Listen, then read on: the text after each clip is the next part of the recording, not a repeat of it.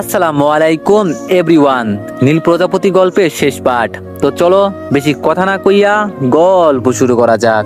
আমি সত্যি অনেক ভাগ্যবান দিশাকে পেয়ে। তারপর আমি ঘুম থেকে উঠলাম। আমার উঠা দেখে দিশা বলল, তুমি কখন উঠলে? আমি বললাম, মাত্রই উঠলাম। দিশা বলল, যাও ফ্রেশ হয়ে আসো বাইর থেকে, তুমি আসলে আমরা চলে যাব।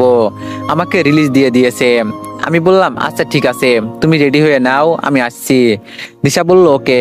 বলেই আমি ফ্রেশ হতে বাইরে চলে আসলাম। ফ্রেশ হয়ে এসে দেখি দিশা রেডি। আমি দিশাকে বললাম, চলো তাহলে যাওয়া যাক। দিশা বলল, আমার না অনেক ভয় লাগছে। আমি বললাম, কিসের ভয়? দিশা বলল, বিলটা তো অনেক বেশি আসবে, কিভাবে দিব? আমি বললাম, তোমাকে এগুলো চিন্তা করতে বলছি, তুমি শুধু আমার চিন্তা করবা, ওকে? দিশা বলল, তবুও। আমি বললাম, আবার? দিশা বলল, আচ্ছা সরি। আমি বললাম, এখন চলো। দিশা বলল, চলো। বলে আমি আর দিশা রিসিপশনের কাছে চলে আসলাম। তারপর আমি বললাম, হাই। মেয়েটি বলল, হ্যালো স্যার। আমি বললাম, আমাদের বিলটা? মেয়েটি বলল, আমি চেক করে বলছি স্যার। আমি বললাম, ওকে। তারপর মেয়েটি চেক করে বলল, স্যার আপনাদের মোট বিল 55,700 টাকা। শুনে দিশা হা হয়ে গেল। তারপর আমি দিশার হা বন্ধ করে মেয়েটিকে বললাম, আপনারা কার্ড একসেপ্ট করেন? মেয়েটি বলল, জি স্যার, এখানে সব কার্ডই একসেপ্ট করা হয়। আমি বললাম, ওকে ওয়েট। বলেই আমি আম্মুকে ফোন দিলাম। ফোন রিসিভ করতে আমি বললাম, আসসালামু আলাইকুম আম্মু। আম্মু বলল, ওয়ালাইকুম আসসালাম, কোনো সমস্যা? আমি বললাম, না আম্মু, একটু টাকা লাগতো। আম্মু বলল, কত? আমি বললাম, আমার ব্যাংক কার্ডে 4 লাখ টাকা পাঠিয়ে দিতে বলো আব্বুকে। আম্মু বলল, ওকে, 5 মিনিট পর চেক কর। আমি বললাম, থ্যাংক ইউ আম্মু। আম্মু বলল, শোন, কালকে তো ঈদ, তোরা কবে আসবি? আমি বললাম, আমার একটা ছোট্ট কাজ আছে, আজকে সেই কাজটা সেরেই রাতের গাড়িতে উঠবো। আম্মু বলল, আচ্ছা ঠিক আছে, তোদের জন্য অপেক্ষা করব। আমি বললাম, আচ্ছা আম্মু, আল্লাহ হাফেজ। আম্মু বলল, আল্লাহ হাফেজ। বলেই ফোনটা রেখে দিলাম। তারপর কার্ড দিয়ে বিল পেমেন্ট করে দিলাম। সবশেষে রিসেপশনের মেয়েটিকে ধন্যবাদ ও অগ্রিম ঈদ মোবারক জানিয়ে হাসপাতাল থেকে বেরিয়ে এলাম। দিশা আমার হাতটা শক্ত করে ধরে আছে। তারপর দিশা আমাকে বলল, এখন কি করবা? আমি বললাম, আমার একটা ছোট্ট কাজ আছে। দিশা বলল, কি কাজ? আমি বললাম, আমাকে তোমার চাচার বাসায় নিয়ে চলো। দিশা বলল, না, আমি তোমাকে ওখানে নিয়ে যাব না, আর আমিও কখনো ওই বাসাতে যাব না, আমি তোমার সাথে যাব। আমি বললাম, ভয় পেও না, আমি তোমাকে আমার সাথে করেই নিয়ে যাব, তুমি একটু নিয়ে চলো প্লিজ। দিশা বলল, আমার অনেক ভয় করছে। আমি বললাম, আমি আছি তো, আমাকে ভরসা করো না তুমি? দিশা বলল, আমার জীবনের সব আশা ভরসাই তো তোমাকে ঘিরে। আমি বললাম, তাহলে এত ভয় পাচ্ছ কেন, চলো। দিশা বলল, ঠিক আছে। বলে একটা সিএনজি নিলাম, আর যাওয়ার সময় এটিএম বুথ থেকে ব্যাংক কার্ড থেকে টাকা তুলে নিলাম। আধা ঘন্টা পরে দিশার চাচার বাসায় পৌঁছে গেলাম। দিশা কলিং বেল চাপতে ভয় পাচ্ছে। আমি দিশার পিছনে আসি। দিশাকে সাহস জুগিয়ে কলিং বেল চাপ দিতে বললাম। চাপ দিতেই ভিতর থেকে তার চাচি এসে দরজা খুলে দিল। দিশা নিজ দিকে তাকিয়ে আছে। দিশাকে দেখে তার চাচি রাগান্বিত হয়ে চোখ বড় বড় করে বলল, হারামজাদি মেয়ে, পালিয়ে যাওয়া হয়েছিল, সেই তো সুরসুর করে আবার চলে আসাই লাগলো। দিশার চাচির চিৎকারে এতক্ষণে দিশার চাচার চাচাতো বোন রিয়াও এসে দরজার সামনে হাজির হলো। তারপর ওর চাচাকে বলল, দেখছো তোমার ভালো অতি ভদ্র ভাতিজির কাণ্ড, তার জন্য আর এই বাড়িতে জায়গা নয়, ওর বাড়ি এখন রাস্তা, তোর জন্য আর এই বাড়িতে জায়গা নেই, তুই বের হয় এই বাড়ি থেকে, কোন সাহসে এই বাড়িতে পা রাখছিস? বলেই ওর চাচি যেই দিশাকে থাপ্পড় মারতে যাবে, তখনই ওনার হাতটা আমি ধরে ফেলি আর বলি, আমি থাকতে দিশার গায়ে একটা ফুলের টোকাও দিতে পারবেন না, থাপ্পড় মারা তো দূরের কথা। বলে ওনার হাতটা ছেড়ে দিলাম। আর তখন উনি বললেন, দেখছো তোমার অতি ভদ্র ভাতিজির কাণ্ড, রূপের জাদু দিয়ে একটাকে ফাঁসিয়েছে, সেজন্যই তো এত পাওয়ার দেখাচ্ছে। তারপর আমি জোরে ধমক দিয়ে বললাম, সেটা। আমার ধমকি শুনে উনি একটু চুপসে গেলেন। তারপর আমি বললাম, আপনি যেমন আপনার চিন্তা ভাবনাও তেমন। রিয়া বলল, ভাইয়া আপনাকে চেনা চেনা লাগছে, আপনাকে আমি ম্যাগাজিনে দেখছি, তাই না? চাচি বলল, কিসের ম্যাগাজিন? দিশা বলল, বাংলাদেশের সাকসেসফুল টপ বিজনেসম্যানের একমাত্র ছেলে। ভাইয়া আমি কি ঠিক? আমি বললাম, জি। দিশাও আমার দিকে অবাক হয়ে তাকালো, কারণ দিশাকে এটা কখনোই বলিনি। তারপর রিয়া আবার বলল, ভাইয়া আপনি দিশার কে হন? আমি বললাম, আমি দিশার জামাই, দিশা আমার বউ। এবার দিশার চাচিও এখন চুপ করে আছে। তারপর আমি বললাম, মানুষকে মানুষ হিসাবে বিচার করবেন, টাকা পয়সা দিয়ে বিচার করা উচিত না। আপনি দিশার সাথে যেরকম আচরণ করেছেন, যত কষ্ট দিয়েছেন, খুন্তিরও ছেঁকা দিয়েছেন। একবার ভাবুন তো, বিয়ের পর আপনার মেয়ের সাথেও কেউ এরকম করলো, কখনো সহ্য করতে পারবেন? আর দিশা যদি আপনার মেয়ে হতো, কখনো কি এরকম করতে পারতেন? ওর কি অপরাধ ছিল? ছোটবেলায় ওর মা আর বাবাকে হারিয়েছে, এটাই কি ওর অপরাধ? আচ্ছা, এখানে ওর দোষ কোথায় বলবেন আমাকে? ছোটবেলা থেকে মায়ের আদর কি কখনো পায়নি, তাই আপনাদের আশ্রয়ে আসে। আর আপনি কি করলেন? ওকে কাজের মেয়ে বানিয়ে দিলেন। তাহলে ওর মনে মায়ের সম্মান কোথায় গিয়ে দাঁড়ালো? একবার কি ভাবছেন? ওকে ঠিকভাবে খেতেও দেননি, আবার পড়তেও দেননি। আমার কথা শুনে সবাই মাথা নিচু করে আছে, আর দিশা নীরবে কাঁদছে। তারপর আমি উনাদের বললাম, যাই হোক, এত কথা বলে লাভ নেই। আপনারা তো এত বছর দিশাকে কিছুই দিতে পারেননি। না দিতে পারছেন দিশাকে ঠিকভাবে খেতে, না দিতে পারছেন দিশাকে ঠিকভাবে পড়াতে। তাই আমি দিশার জামাই হয়ে কাল ঈদ উপলক্ষে আপনাদের জন্য ঈদের কাপড় আর খাবার বাবদ তিনজনকে 3 লাখ টাকা দিলাম। ইটস দ্যাট এনাফ, নাকি আরো লাগবে? লাগলে জানায়েন, বলে 3 লাখ টাকা দিশার চাচির হাতে ধরিয়ে দিলাম। আর বললাম, দিশা আপনাদের কাছে থাকতে আসেনি, ও আপনাদের থেকে শেষ বিদায় নিতে আসছে। আজ থেকে দিশা নামের কেউ ছিল, সেটা আপনারা ভুলে যাবেন। আপনারাও ভালো থাকবেন, আর আমাদেরও ভালো থাকতে দিবেন। আমাদের জন্য দোয়া করবেন। আল্লাহ হাফেজ। দিশা, চলে এসো। বলেই আমি দিশার হাত ধরে চলে আসতে লাগলাম। পিছন থেকে ওনারা অনেকবার ডাকলো, কিন্তু তাদের কথায় কান্না দিয়ে সেখান থেকে বেরিয়ে আসলাম। বাইরে এসেও দিশার কান্না থামছে না। তাই আমি বললাম, দিশা প্লিজ কান্না করো না। আমি বেঁচে থাকতে তোমাকে আর কাঁদতে দিব না। তোমার সব ছোট ছোট ইচ্ছা এই রাখি পূরণ করে দিবে। দিশা বলল, এটা কষ্টের কান্না না, খুশির কান্না। আজকে অন্তত আমাকে মন খুলে কাঁদতে দাও। তারপর দিশা কিছুক্ষণ কান্না করে শান্ত হলো। তারপর আমার হাত ধরে বলল, এখন কোথায় যাবা? আমি বললাম, আর একটা ছোট্ট কাজ বাকি আছে। দিশা বলল, আবার কি কাজ? আমি বললাম, তোমাকে বিয়ে করা।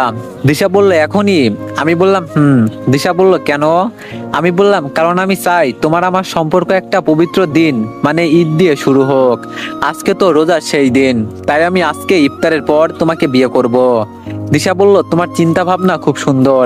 এখন মনে হচ্ছে আমি খুব ভাগ্যবতী তোমাকে পেয়ে। বলেই দিশা আমাকে জড়িয়ে ধরলো। কিছুক্ষণ পর আমি বললাম, চলো এখন কাজী অফিসে যাওয়া যাক। দিশা বলল, চলো। বলেই আমি দিশা একটা রিক্সা নিয়ে কাজী অফিসের উদ্দেশ্যে রওনা দিলাম। কিছুক্ষণ পর পৌঁছেও গেলাম, কিন্তু আমি চাচ্ছিলাম ইফতারের পর একটু রাত হলে বিয়ে করতে, কেননা ঈদের রজনী পড়বে তখন। তাই পাশে একটা বেঞ্চে বসে পড়লাম, আর আমার পাশে দিশা হাতে হাত রেখে আর মাথা আমার কাঁধের উপরে রাখলো। এভাবেই কিছুক্ষণ সময় কাটানোর পর ইফতারের সময় হয়ে গেল। তারপর এই বছরের শেষ ইফতারটা দিশার সাথে করে নিলাম। তার একটু পরেই পাশে একটা কাজী অফিসে আমি আর দিশা গিয়ে বিয়েটা করে নিলাম। এখন দিশা আর আমি স্বামী স্ত্রী, এখানে আর কোনো কাজ নেই। তাই রাত 9টার বাসের টিকিট কাটলাম বগুড়া যাওয়ার জন্য। এখন আমি আর দিশা বাসের মধ্যে পাশাপাশি বসে আছি। দিশা আমার কাঁধে মাথা রেখে।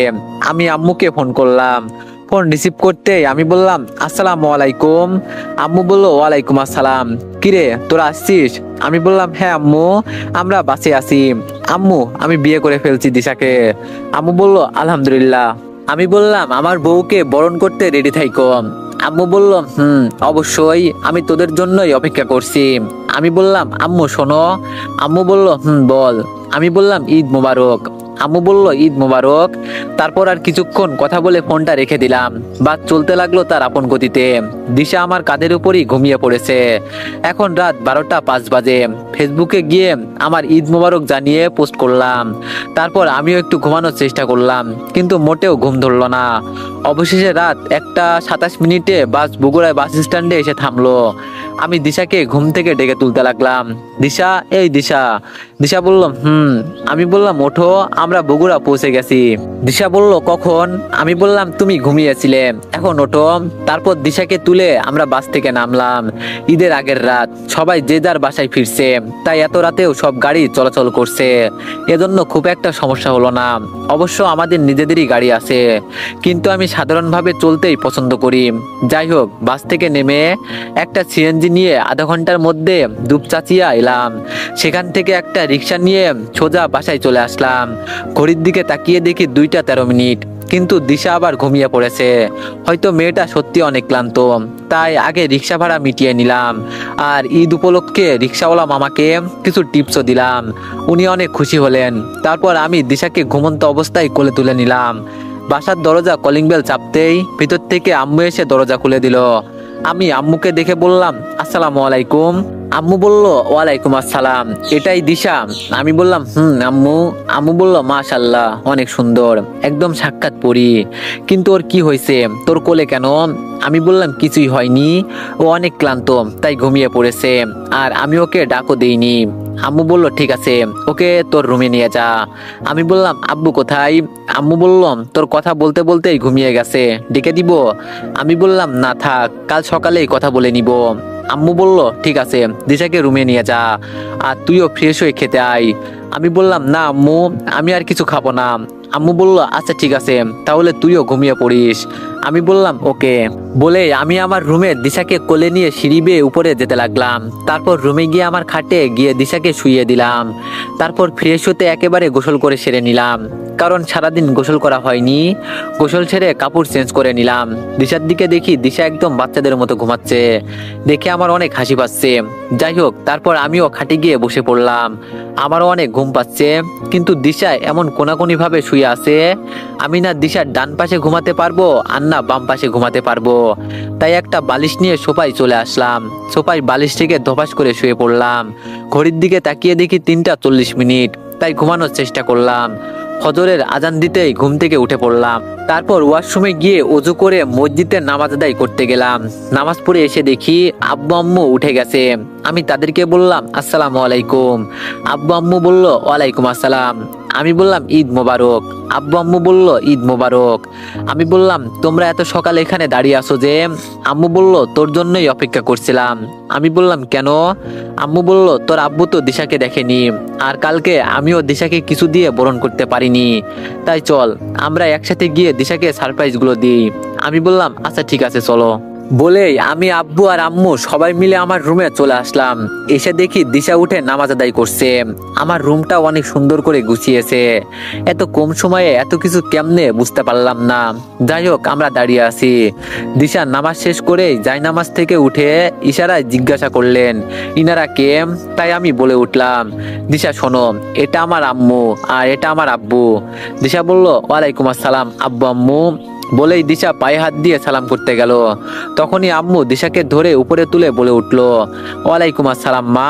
থাক থাক, পায়ে হাত দিয়ে সালাম করতে হবে না, তুমি তো কাল রাতে ঘুমিয়ে পড়েছিলে, রাকিব তোমাকে কোলে করে নিয়ে এসেছে, তাই ঠিকভাবে দেখিনি আর বরণও করতে পারিনি, তাই এখন এলাম। দিশা বলল, অনেক ভালো করেছেন আম্মু, সরি কাল রাতে একটু ক্লান্ত ছিলাম। আম্মু বলল, সমস্যা নেই মা। দিশা বলল, আব্বু আপনি কেমন আছেন? আব্বু বলল, আমি আলহামদুলিল্লাহ ভালো আছি মামুনি, তুমি কেমন আছো? দিশা বলল, আপনাদের পেয়ে অনেক ভালো হয়ে গেছি আব্বু। আব্বু বলল, মামুনি আজকে তো ঈদ, তাই ঈদ উপলক্ষে তোমাকে আমি নেকলেস উপহার দিলাম, দেখো তো পছন্দ হয়েছে কিনা। আম্মু বলল, দিশা আমি তোমার জন্য এই শাড়ি কিনে রাখছিলাম, আর আমার তরফ থেকে ঈদ উপলক্ষে এই আংটিটা তোমার জন্য, দেখো তো এগুলো পছন্দ হয়েছে কিনা। দিশা বলল, এগুলো খুব সুন্দর আব্বু আম্মু। বলেই দিশার চোখটা পানিতে ছলছল করে উঠলো। তা আম্মু দেখে বলল, আরে আরে বোকা মেয়ে, কাঁদছো কেন? এই খুশির দিনে কেউ কাঁদে? দিশা বলল, আসলে এভাবে আমাকে কেউ ভালোবাসেনি, সবার শুধু অবহেলারই পাত্র হয়েছি। আম্মু বলল, আর এভাবে কখনো বলবে না, আমরা আছি না, হ্যাঁ এখন আমরাই তোমার বাবা মা, এরপর এগুলো বলবে বা কাঁদলে আমাদের চেয়ে খারাপ কেউ হবে না, বুঝলে? এখানে তোমাকে কাঁদানোর জন্য আনিনি, তুমি নিজে খুশি থাকবে আর আমাদেরকেও খুশি রাখবে, বুঝলে? দিশা বলল, জি আম্মু। আম্মু বলল, শোনো, আজ তো ঈদ, তুমি গোসল করে এই শাড়িটা পরে নিচে আসবে কেমন? তোমার আব্বু আর রাকিব ঈদের নামাজ পড়তে যাবে, আর আমি আর তুমি মিলে ওদের জন্য অনেক রান্না করব, ওকে? দিশা বলল, ওকে আম্মু। এতক্ষণ আমি শুধু দিশা আম্মু আর আব্বুর কথা শুনেই যাচ্ছিলাম, আমি কিছু বলছিলাম না। ওনাদের কথা শেষ হতেই আমি অভিমানী কণ্ঠে বলে উঠলাম, বাহ, ছেলের বউকে পেয়ে ছেলেকেই তো ভুলে গেলে আব্বু আম্মু। দিশা বলল, হ্যাঁ তাই ভাবো, এখন থেকে তারা আমার আব্বু আম্মু। বলেই দিশা আম্মুকে জড়িয়ে ধরলো। তাই আমিও আব্বু আম্মু দুজনকেই জড়িয়ে ধরে বললাম, বললেই হলো, এটা শুধু আমারই আব্বু আম্মু, আমি তাদের ভাগ কাউকে দিব না। তখন আম্মু হাসতে হাসতে বলল, আচ্ছা ঝগড়া করো না তোরা, আমরা দুজনেই তোদের আব্বু আম্মু। তারপর আব্বু আম্মু নিচে চলে গেল। আমি দিশাকে বললাম, দিশা তুমি খুশি তো? দিশা বলল, আমি অনেক খুশি। আমি বললাম, ওকে, এখন যাও গোসল করে আসো, আম্মু কি বললো শোনোনি? এই শাড়ি পরে আম্মুর সাথে রান্নায় হেল্প করতে হবে। দিশা বলল, আগে তুমি যাও, তোমার তো ঈদের নামাজ পড়তে যেতে হবে। আমি বললাম, তাহলে চলো দুজন একসাথে করি। বলেই আমি দুষ্টামি হাসি দিলাম। দিশা আমার দুষ্টামি ধরে ফেলে মুচকে হাসি দিয়ে বলল, এই যাও তো তুমি। বলেই আমাকে ওয়াশরুমে ধাক্কা দিতে দিতে নিয়ে গেল দিশা। আমি আবার বললাম, একসাথে করলে কিন্তু ভালোই হতো। দিশা বলল, আবার। বলেই ওয়াশরুমের ভিতরে পাঠিয়ে দিয়ে বাইর থেকে দরজা আটকে দিল। দিশা বলল, রাকিব শোনো। আমি বললাম, বলো, একসাথে গোসল করবে? দিশা বলল, আবার ফাজলামি করে। আমি বললাম, আচ্ছা সরি, বলো কি বলবে। দিশা বলল, গোসল করে কাপড়গুলো রেখে এসো, আমি কেচে দিব। আমি বললাম, আচ্ছা। তারপর আর কিছু না বলে গোসলটা করে নিলাম, টাওয়াল পরে আসি। আমি দিশাকে বললাম, দিশা দরজাটা খুলে দাও, আমার হয়ে গেছে। দিশা বলল, সত্যিই তো? আমি বললাম, সত্যি। তারপর দিশা বাইর থেকে দরজা খুলে দিল, আমি বের হয়ে আসলাম। তারপর দিশা আবার গোসল করতে ওয়াশরুমে গেল, গিয়ে আমার কাপড় আগে কেচে দিল। তারপর দিশাও গোসল ছেড়ে বাইরে আসলো। ততক্ষণে আমি ঈদের পাঞ্জাবি আর পায়জামা পরে রেডি হলাম। দিশা আমাকে বলল, রাকিব তুমি একটু বাইরে যাও, আমি শাড়ি পরবো। আমি বললাম, আচ্ছা ঠিক আছে। দিশা বলল, কিন্তু দরজাতেই থাকবে, আমি শাড়ি পরে প্রথমে তোমাকেই দেখতে চাই। আমি বললাম, আচ্ছা। বলেই আমি দরজার পাশে দাঁড়িয়ে রইলাম। প্রায় 15 মিনিট পর দিশা ভিতর থেকে ডেকে বলল, রাকিব তুমি ভিতরে আসতে পারো। তারপর আমি দরজা খুলে ভিতরে প্রবেশ করতেই দেখি দিশা শাড়ি পরেছে ঠিকই, কিন্তু একদম ঠিকভাবে পরতে পারিনি। আমি এরকম শাড়ি পরা দেখে অনেক জোরে হেসে উঠলাম। আমার হাসি দেখে দিশা চোখ বড় বড় করে আমার দিকে তাকিয়ে বলল, এই খবরদার হাসবা না। আমি বললাম, হাসবো না তো কি করব, এটা শাড়ি পরা হয়েছে। দিশা বলল, তো দেখতেই যখন পারছো, তখন তোমার শাড়ি পরিয়ে দিতে কি হচ্ছে? আমি বললাম, তো সেটা কি আমায় বলছো? দিশা বলল, বলতে হবে কেন? তুমি দেখতে পারছো না নাকি বউকেও পরিয়ে দিতে লজ্জা পাচ্ছ? আমি বললাম, আরে না, লজ্জা পাবো কেন? তারপর আমি দিশার কাছে গিয়ে বললাম, খুলে ফেলো। দিশা অবাক হয়ে তাকিয়ে বলল, কি খুলবো? আমি বললাম, আরে শাড়ি খোলো, ঠিকভাবে পরিয়ে দিই। দিশা বলল, আচ্ছা। তারপর আমি দিশাকে সুন্দর করে শাড়ি পরাতে লাগলাম। শাড়ি পরানোর সময় দিশা আমাকে বলল, আচ্ছা তুমি এত সুন্দর করে শাড়ি পরাতে পারো কেমনে? আগে কাকে পরিয়েছো? দিশাকে রাগানোর জন্য বললাম, পরিয়েছি তো। দিশা চোখ বড় বড় করে বলল, কাকে পরিয়েছো? আমি বললাম, আমার মামাতো বোনকে। দিশা রাগী কণ্ঠে আর চোখ লাল করে আমাকে বলল, তারপর? আমি বললাম, তারপর তো আমি তার থেকে চোখ সরাতেই পারছিলাম না। দিশা বলল, যা তুই তোর মামাতো বোনের কাছেই যা, আমাকে শাড়ি পরাতে হবে না। আমি শাড়ির কুচি করছিলাম। এ কথা বলতেই দিশা আমার থেকে কুচিটা কেড়ে নিয়ে মুখ গোমড়া করে অন্যদিকে তাকালো। তারপর আমি বললাম, সত্যিই কি যাব? দিশা বলল, যা, কে আটকিয়েছে? আমি বললাম, ঠিক আছে আমি চলেই যাই, আমার জন্য হয়তো মামাতো বোন শ্যামাই নিয়ে অপেক্ষা করছে। এ কথা বলা মাত্রই দিশা ওই অবস্থায় আমার কাছে এসে অনেক শক্ত করে জড়িয়ে ধরে বলল, কুত্তা, তুই শুধু গিয়ে দেখ, আমার চেয়ে খারাপ কেউ হবে না, আমি তোকে যেতে দিব না, তুই শুধু আমাকে শাড়ি পরাবি। তারপর আমি দিশার দিকে তাকিয়ে বললাম, এটা কি করলে? আবার প্রথম থেকে শাড়ি পরাইতে হবে? দিশা বলল, তো পরাও। তারপর আমি আবার দিশাকে শাড়ি পরিয়ে দিতে লাগলাম। খুশি করে দিশাকে বললাম, নাও এটা তুমি গুজে দাও। দিশা বলল, আমি পারি না, তুমিই দাও। তারপর আমি দিশার নাভির নিচে শাড়ির কুচিটা গুজে দিলাম। দিশা আমার স্পর্শ পেয়ে একদম কেঁপে উঠলো।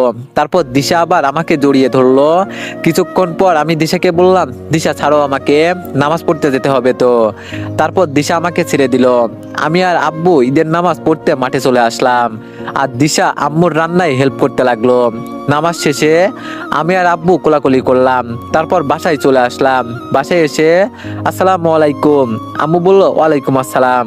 রান্না শেষ, আমি ফ্রেশ হয়ে আসি, তারপর সবাই একসাথে খাবো, দিশা উপরে আছে, ডেকে নিয়ে আই।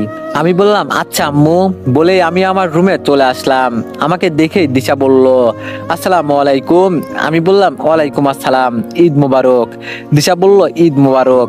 বলেই দিশা আমার পায়ে হাত দিয়ে সালাম করলো। তারপর আমাকে বলল, এখন আমার সালামি দাও।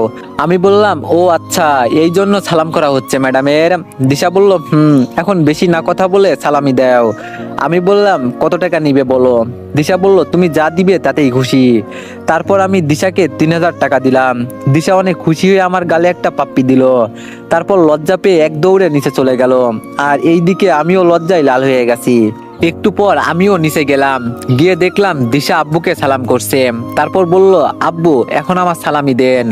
আব্বু কত টাকা দিয়েছে জানি না, আম্মুকে সালাম করে সালামি নিয়েছে। দিশা আসাতে আমাদের বাড়িটা খুশিতে পুরো মাতিয়া রাখছে। তারপর সবাই মিলে খাওয়া দাওয়া করে নিলাম। আম্মু আর দিশা মিলে আমার পছন্দের অনেক কিছু রান্না করেছে। খাওয়া শেষে আম্মু বলল, রাকিব এই সেমাইটা একটু টেস্ট কর। আমি বললাম, আম্মু তুমি তো জানো আমি মিষ্টি খুব একটা পছন্দ করি না। আম্মু বলল, কিন্তু দিশা নিজের হাতে তোর জন্য বানিয়েছে। আমি বললাম, ও আচ্ছা তাহলে তো খেতেই হয়। বলে আমি সেমাইটা টেস্ট করলাম, তারপর বললাম অনেক সুন্দর হয়েছে, এগুলো পুরোটা আমি খাবো। খাওয়া শেষে আমি রুমে আসলাম। একটু পর দিশাও আসলো। আমি দিশাকে বললাম, দিশা রেডি হও। দিশা বলল, কেন? আমি বললাম, তোমাকে নিয়ে ঘুরতে যাব। দিশা বলল, সত্যি? আমি বললাম, দিশা অনেক খুশি হয়ে রেডি হতে লাগলো। রেডি হয়ে নিচে এসে আম্মুকে বলে আমরা বেরিয়ে পড়লাম। একটা রিক্সা নিয়ে সারাদিন অনেক ঘুরলাম। দিশাকে অনেক কিছু কিনে দিলাম, অনেক কিছু খাওয়ালাম। তারপর সন্ধ্যায় আমরা বাসায় ফিরি। এসে ফ্রেশ হয়ে রুমে গিয়ে শুয়ে আসি। আর দিশা আম্মুর সাথে আজকে সারাদিনের গল্প করছে, কি করেছে কি খাইছে এগুলো। রাতের খাওয়ার শেষে আমি আম্মুকে বললাম, আম্মু ওই সেমাই কি আছে? আম্মু বলল, না কি করে থাকবে, তুই তো সকালে শেষ করেছিস। তারপর খাওয়া শেষ করে একটু ছাদে আসলাম। একটু পর দিশা আমাকে রুমে খুঁজে না পেয়ে সেও ছাদে আসলো। এসেই কোনো কথা না বলে আমার কোলে চুপ করে বসে পড়লো। তারপর বুকে মাথা রাখলো। আমি বললাম কি হয়েছে? দিশা বলল, কিছু না, তোমার বুকে মাথা রাখতে ইচ্ছে করছে। আমি বললাম, সারা জীবন এভাবে থাকতে পারবে? দিশা বলল, সারা জীবন এভাবে আগলে রাখলে পৃথিবীর সব থেকে ভাগ্যবতী মেয়ে আমি হব। আমি বললাম, তোমাকে সারা জীবন আমার ভালোবাসার শিকল দিয়ে আমার সাথে বেঁধে রাখবো। দিশা বলল, আমিও সারা জীবন এভাবে বন্দি থাকতে চাই তোমার বাহুডোরে। তারপর দিশা চুপটি করে আমার বুকে মাথা রেখে দুজনই চাঁদনি বিলাস করতে লাগলাম। এভাবেই রাকিব দিশার প্রতি কেয়ার আর দিশা রাকিবের প্রতি ভালোবাসার খুনসিটিতে চলতে থাকে তাদের ছোট্ট সংসার। তো এভরিওয়ান, গল্পটি কেমন ছিল সবাই একটু কমেন্টে জানাবেন। আর গল্পটির সিজন 2 আসবে। ধন্যবাদ।